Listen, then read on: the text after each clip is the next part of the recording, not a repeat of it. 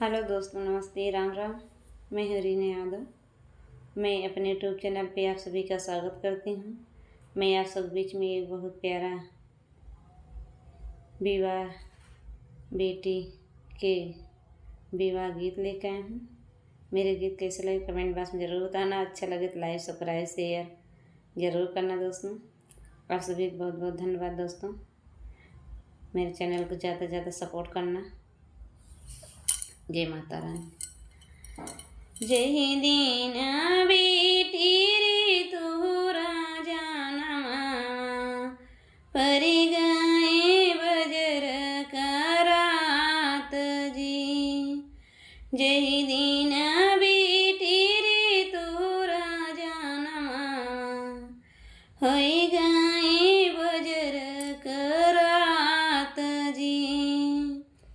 सासु ननद बेटी दिया नाना बोरई स्वामी ना पूछाई बात रे। स्वामी ना पूछाई बात जी। जय दीन बेटी रे तोरा जानमा होई गए बजर करात जी।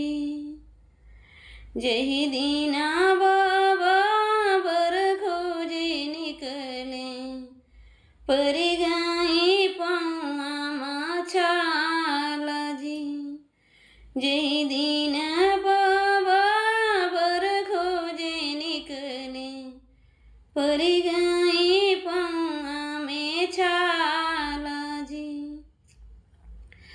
जय दीन बेटी परल बियावा आई गईले खुशी के बहार जी।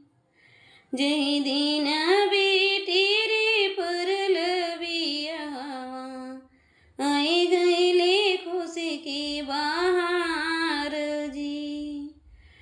या सुननद बेटी मंगल गाए सब करे कन्यादान जी। जय दीन